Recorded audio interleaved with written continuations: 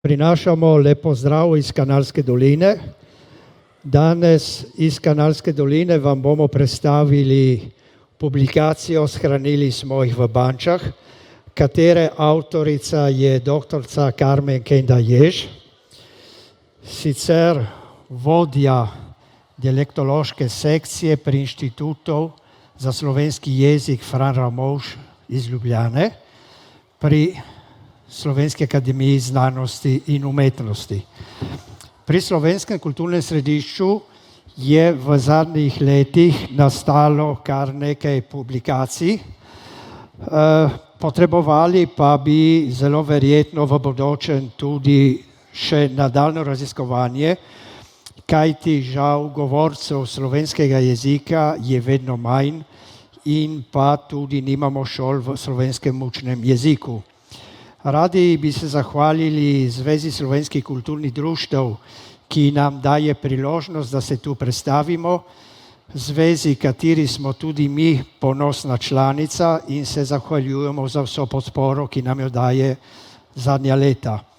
Bi prepustil besedo kar Karmen Kenda Jež, kajti imamo malo časa na razpolago in so že drugi, ki čakajo potem za naslednje predstavitve. Hvala, Karmen. Dober dan. Jaz sem dodajam še pozdrave naše dialektološke sekcije, se pravi sekcije Inštituta za slovenski jezik in danes predstavljam pravzaprav drobno knjižico, droben slovarček, ki niti ne šteje 600 besed, vendar pa je želja in namen za to knjigo morda večji, kot se zdi. V zadnjem, se pravi v tem tisočletju je naša sekcija začela intenzivno raziskovati tako imenovana ogrožena narečja za slovensko mejo. In po naključju, oziroma še bolje bi bilo reči na željo Slovenskega kulturnega središča Planika Kanalska dolina, se je začetek teh raziskav začel prav v Kanalski dolini leta 2003. In ta slovar je pravzaprav poskus, kako raziskovati na terenu, kjer bi radi čim bolj zajeli vse odtenke slovenskega jezika, zlasti narečja, hkrati pa želimo ujeti vse, kar se v jeziku, v slovenskem jeziku na tem prostoru dogaja. Se pravi, naš slovar je poskus zbrati besede in skozi slovar postopoma delati slovnico tega jezika.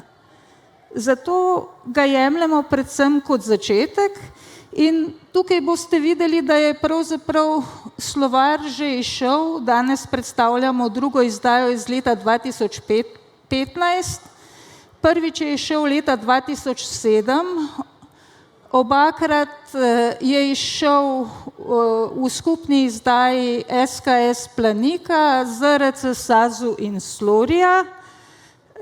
Potem se je pa iz tega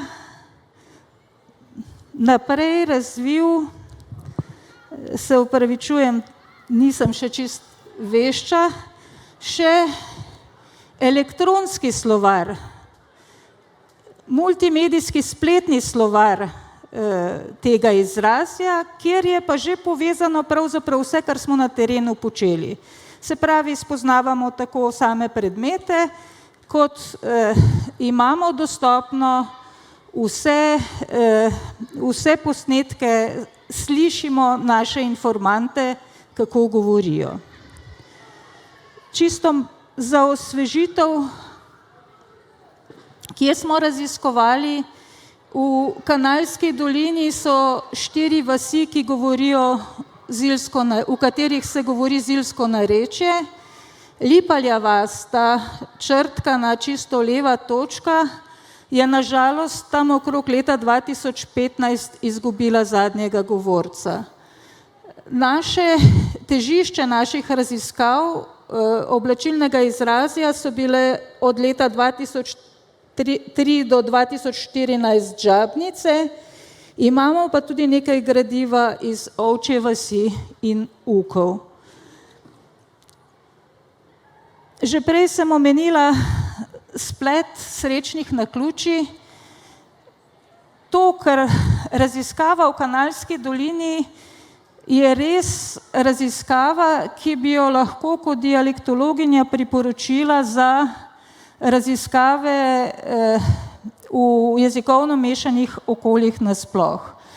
Se je pa dejansko hkrati zgodilo nekaj stvari, ki niso čisto običajne. Se pravi, po eni strani smo takoj od začetka oziroma smo prišli na vabilo na raziskovalni tabor SKS Planika. Oblikovala se je zelo močna jedrna skupina raziskovalcev in smo takoj začeli načrtovati, kako bi celovito popisali govore posameznih vasi. Mi se zavedamo, da je tudi za ohranitev narečja zelo pomembno, če postopoma dobi na razpolago tako slovnico, slovar kot neko zbirko besedil. In vsaj deloma smo to uresničili in ves čas smo si želeli, da bi ti izsledki šli nazaj k uporabnikom, k našim informantom, s katerimi smo ves čas res tesno sodelovali. Zaenkrat so poleg Banč išle še 3 publikacije, prva leta 1999, Hišna imena v Žabnicah, potem sta pa sledili 2 monografiji o Ovčji in Lipalji vasi, kjer so v bistvu nanizani članki tako jezikoslovne kot krajepisne in onomastične narave. Skratka, skušali smo popisati, kolikor smo mogli. Sam trenutek, Rudi, boš... Kar naprej v slovenščini. Dobro, hvala. Za dialektologe je bila posebna pot do tega slovarja to, da smo začeli s popisovanjem oblačilnega izrazja. Se pravi, nismo takoj šli na teren in začeli z nekimi vodenimi pogovori o načinu življenja, ampak so nam domačini v prostore SKS Planika prinesli kup oblačil iz obdobja od začetka 20. stoletja pa tja nekje do 70. let, oblačila, posteljnino, noše in tako naprej.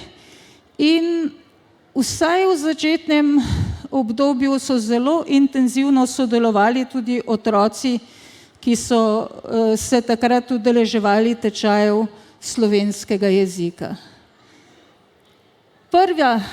Prvi namen je bil postavitev stalne zbirke oblačil in to je tudi zaradi tega razloga potekalo ves čas na 2 tirih. Se pravi, ves čas smo se morali ukvarjati z razmerjem med besedami in rečmi.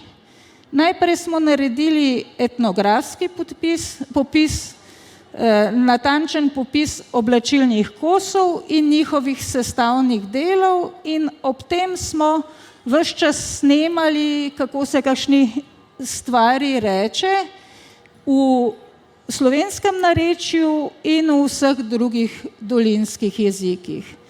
Ves čas smo skrbeli za slikovno in video dokumentacijo, po drugi strani za zvočno dokumentacijo, tako da smo imeli že leta 2003 tako razstavo kot listke za to razstavo. Tukaj je en primer za laneno rjuho, poknjižena iztočnica, narečna, prevod, italijanščina, nemščina in furlanščina. In ta dvotirnost se pravzaprav nadaljuje od leta 2003 do danes in postopoma smo prišli od analognih predstavitev do spletnih. Se pravi, od leta 2003 pa do 2015 smo poskrbeli za razstave oblačil Kanalske doline v različnih oblikah in nazadnje končali z virtualno zbirko oblačil v okviru evropskega dediščinskega projekta Zbor zbirk, ki so ga izpeljali na Inštitutu za slovensko narodopisje na naši ustanovi. Enako so si sledile slovarske izdaje in se iz dveh knjižnih izdaj na koncu prelevile v slovar oblačilnega izrazja zilskega govora v Kanalski dolini. Pravzaprav pa ima že knjižna izdaja vse tisto, kar je v analogni obliki lahko prišlo v poštev. V bistvu smo vse naše dogodke snemali, nastalo je 16 ur posnetkov iz Žabnic, Ovčje vasi in Ukov. Imeli smo 5 informantk, ki so bile rojene pretežno v 20. in 30. letih. Naša glavna informantka Marija Mošic, ki je bila pravzaprav tudi pobudnica celotnega dogajanja, je pa letnik 1956 in ona je ves čas skrbela za to povezavo med nami in vsemi drugimi informanti. Vse smo seveda tudi natančno dokumentirali. Kaj smo počeli? Najprej smo res pregledali vse obleke, potem smo prepisali spontani govor, podrobni opis predmetov, folklorne pripovedi, krajše odlomke iz pogovorov, mislim, da so tisti še najbolj zanimivi, in potem, ko smo imeli vse to zbrano, smo šli nazaj na teren s podrobnimi slovaropisnimi anketami. Se pravi, takrat se nismo več pogovarjali o stvarih, ampak samo še o besedah.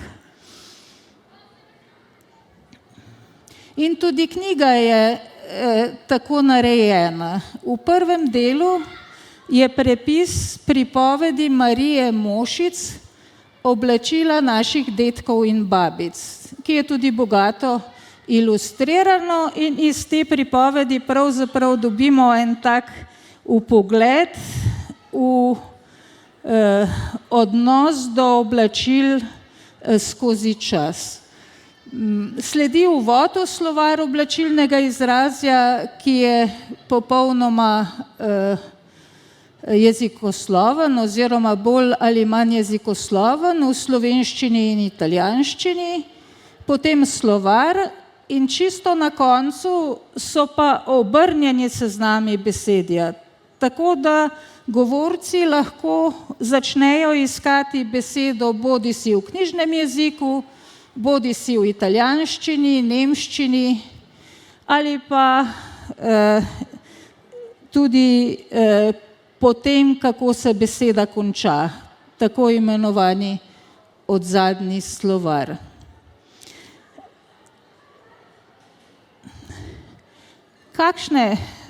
Kakšnih je teh 600 besed pravzaprav v tem slovarju? Ker zelo se pozna zgradbi slovarja, da je nastajal na podlagi oblačil. Po eni strani smo tako dobili veliko več poimenovanj, res nekih podrobnosti, zavihkov, gumbkov, različnih zapencev. Po drugi strani smo bili pa močno odvisni od tega, da smo dobili pravzaprav nek prerez oblačilne kulture v Kanalski dolini, ki pa ni bil uravnotežen. Ne samo, da recimo za določena obdobja manjkajo ali pa so manjkali določeni kosi oblačil, zelo malo je bilo tudi moških oblačil. Zato, ker moška oblačila so navadno odšla v grob s pokojnikom. Zanimivo je pa tudi, da imamo tudi poimenovan za moško nošo sorazmerno manj kot za dele ženske noše. Tukaj je zgled geselskega članka v knjižni izdaji, beseda burtah za predpasnik v 3 pomenih, predpasnik, šolska halja in delovna halja. V bistvu smo imeli pri zapisu oziroma prepisu iz posnetkov 2 načeli. Prvič, v slovarju ne sme biti nič, česar ni posnetega. Se pravi, nič ne smemo ustvariti po nekih vzorcih, za katere bi lahko sklepali, da tako dejansko so. Po drugi strani, drugo načelo je pa, da naj bo v slovarju vse, kar smo slišali. Se pravi, tudi tiste besede, za katere smo morda sklepali, da so se samo enkrat preselile iz kakšnega drugega dolinskega jezika, ali pa da so nastale pravzaprav prav tisti hip, ko se informant ni mogel oziroma informantka ni mogla spomniti prave besede. In kar se tiče strukture, zvrstne strukture slovarja, je treba povedati, da imamo poleg teh medjezikovnih stikanj z nemščino, italijanščino in furlanščino tudi kar precej izpričan stik s knjižnim jezikom, ker so v Žabnicah delovale slovenske šolske sestre in učile dekleta šivanja in kuhanja. In tu je predvsem naša zelo ljuba, žal že pokojna informantka Elizabeta Zima pri pogovoru ves čas prehajala iz narečja v višje plasti slovenskega jezika in vse to smo popisali. Poskušali, mogoče je boljše, če to pokažem na naslednjem zgledu. Tukaj se vidi, kakšna je pravzaprav struktura tega slovarja. Žal se tukaj znaki ne vidijo, ker ni inštalirana ustrezna pisava. Skratka, zanima nas iztočnica v knjižnem jeziku in v narečju, pomenske razlage, to so ti zeleni deli v 3 jezikih, ponazarjalni zgledi in dokumentarni razdelek. Poleg tega je pa zgoraj z oranžno še oblikovni razdelek. To je pa tisti del, ki je pravzaprav namenjen nam jezikoslovcem, ker smo zapisali prav vsako obliko, ki smo jo slišali in upamo na to, da bomo z nadaljnjim terenskim delom te oblikovne razdelke spremenili v slovnični opis. Jaz sem tukaj poskušala to pokazati bolj nazorno na spletnem, samo je nekaj tehničnih težav. Se pravi, rada bi morda pokažemo samo geslo, to isto geslo burtah. A mogoče kar še? Ker burtah. Burtah. Burtah. A se kaj sliši? Skratka, spletni slovar pa prinaša še sliko in glas. Se pravi, da dejansko lahko vse slišimo, vemo, odkot je informant za vsako posamezno obliko, in če greste še malo nižje dol, in vsak zgled, kar tukaj še nekaj kliknite, se da tudi slišati. Mogoče nekega daljšega. Mogoče, ja. Da sta hrušče šli Ne, ta se... plet ali pa prst dajati, ali pa da ste kapali, zrate sta da poledjali in star burtak, a kuele, ja.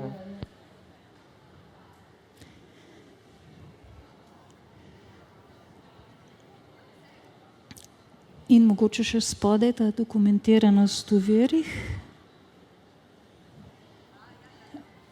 Za nas je tudi zelo pomemben tako imenovani dokumentarni razdelek, dokumentiranost v verih, in sicer tako v verih iz knjižnega jezika, kjer marsikdaj vidimo, da imamo na primer v zilščini Kanalske doline kakšne prav posebne arhaizme, ki jih najdemo samo v Pleteršnikovem slovarju, na primer na smago djati, pomeni dati goditi lan, potem slovar slovenskega knjižnega jezika, in kar je bilo pa za nas najbolj pomembno postaviti to besedje, ki smo ga raziskovali, v prostor. Se pravi, kako se temu reče v popisu, v slovarskem popisu slovenskega ljudskega jezika na Koroškem, katerega del je pač zilski govor v Kanalski dolini. V slovarju Naša špraha zilsko narečje iz Zukov, se pravi v slovarju, ki je nastal v samem okolju, in zanimalo nas je tudi, v kolikšni meri je to popisano v etnološki literaturi. Tukaj smo vzeli v obzir primerjavo z deli Marije Makarovič za Gorenjsko Rateče in za Zilsko dolino. V Ukvah je pa nastala tudi knjiga Raimonda Domeniga Abiti e costumi oziroma Kleidern und Trachten, kjer se je tudi kar precej zapisanega narečnega gradiva. To je bil po eni strani, nam je to pomagalo razumeti, kako je vse skupaj vpisano v prostor.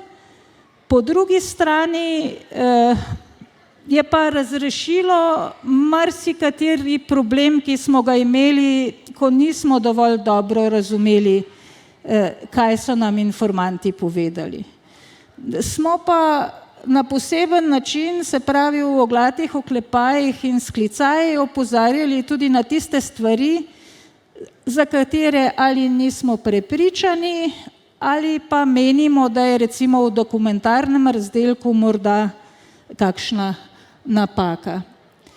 In še eno stvar smo naredili, vse skupaj, da pa še ta povezava, ta svilin predpasnik, smo povezali tudi s projektom Zbor zbirk, se pravi, da si lahko vsak uporabnik slovarja ogleda tudi celoten popis konkretnih oblačil, ki smo jih v tistem obdobju raziskovali. To se nam je zdelo res zelo pomembno, ker je tudi razumevanje slovarja drugačno, če je jasno, odkot izhajamo. Zdaj bi šli pa verjetno kar nazaj.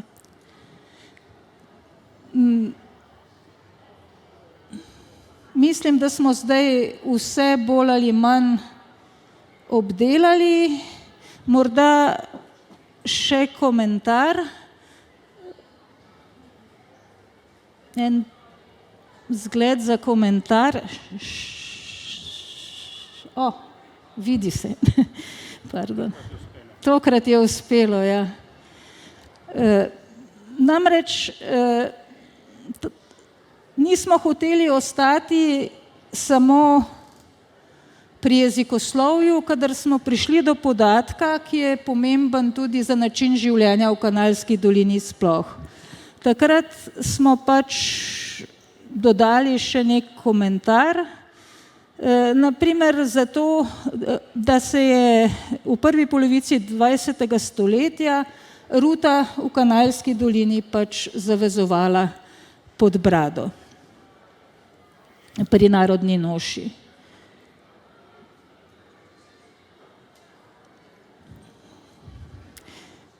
Potem je pa mogoče tako v slovarju kot v tej obliki primerjati še med sabo sorodne besede, sinonime, sopomenke. Če recimo se brisači v ukvah reče brisnica, je na dnu kazalka, ki poveže besedo z žabniško antho.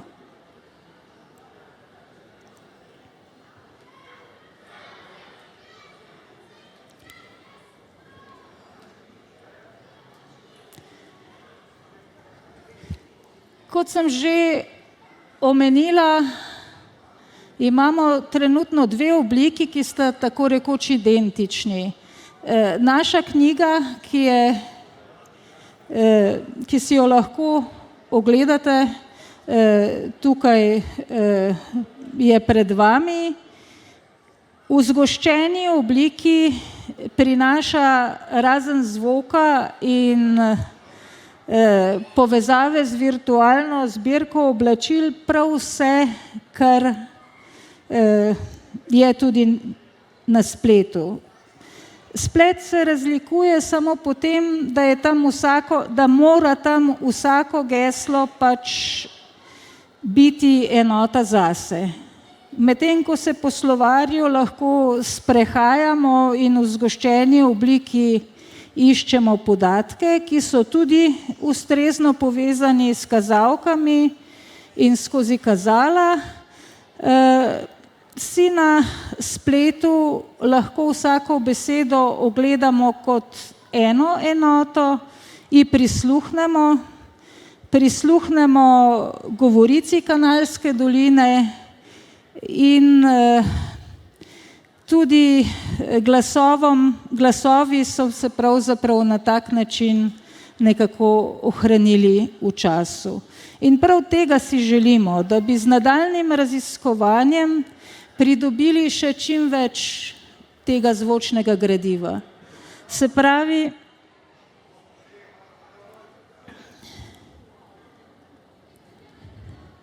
radi bi po eni strani razširili slovar oblačilnega izrazja na gradivo celotne doline. To bi nam omogočilo neko začetno zbirko podatkov, ki bi pozneje prerasla v podatkovno zbirko zvočnih izsečkov iz celotnega posnetega gradiva. In iz tega bi počasi nastajal slovar zilskega narečja v Kanalski dolini. To pa je potem izhodišče za različne jezikoslovne, etnološke, kulturološke raziskave. Kot je bilo že rečeno, odhaja najstarejša generacija, tista, ki vzpostavlja oziroma je ves čas vzpostavljala povezavo z najmlajšo generacijo. Srednja generacija v bistvu pozna oblačilno izrazje, vendar je bilo zanimivo, da smo pravzaprav naredili vsaj nekaj malega dobrega dela tudi s tem, da smo samo raziskavo izpeljali, ker je prav neverjetno, koliko spečih besed se je prebudilo v spominu naših informantov. In kako zanimiva je bila povezava, ko so otroci spraševali starše, ti svoje starše in smo dobili pravzaprav eno plast besedja, ki bi jo verjetno brez sodelovanja z večjo skupino informantov, brez sodelovanja s Slovenskim kulturnim središčem Planika, ki nas je podpiralo, da smo imeli dovolj veliko mrežo za raziskave, te plasti besedja ne bi dobili.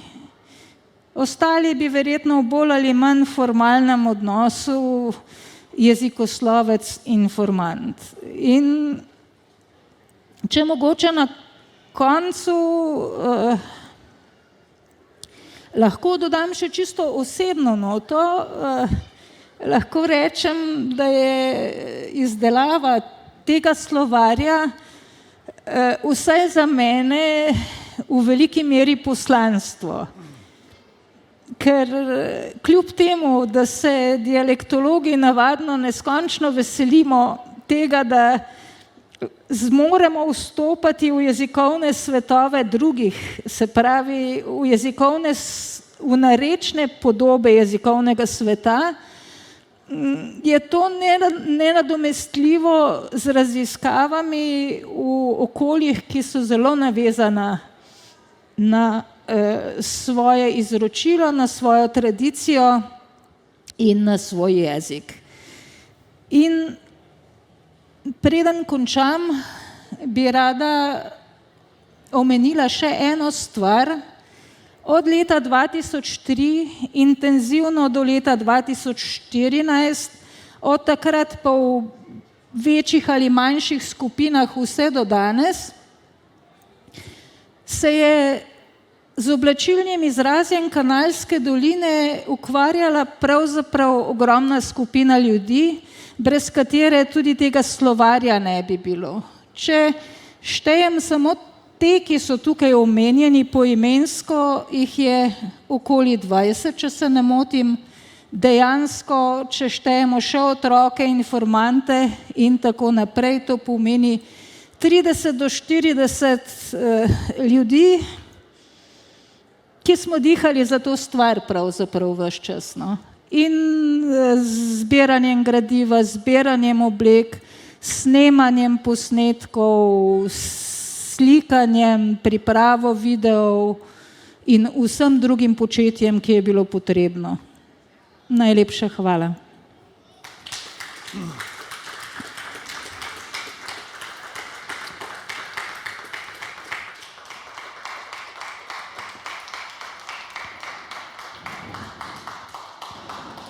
Jaz bi se toplo zahvalil Karmen Kenda Jež za izčrpno poročilo in predstavitev dela, predvsem raziskovalnega dela v Kanalski dolini. Čeprav se večkrat malo govori o Kanalski dolini, mislim, da v teh zadnjih letih je bilo veliko narejenega, ampak mislim, da nas čaka še veliko dela. Seveda velika zahvala še enkrat Zvezi slovenskih kulturnih društev, ki nam je dala možnost, da smo tukaj predstavili drobtinico našega dela. Tu je nekaj knjižic, seveda prisotni, verjetno ne bo za vse, ampak se lahko eno sabo vzamete in hvala za udeležbo in za prisotnost na tej predstavitvi. In seveda vas čakamo v Kanalski dolini, da jo pridete obiskat.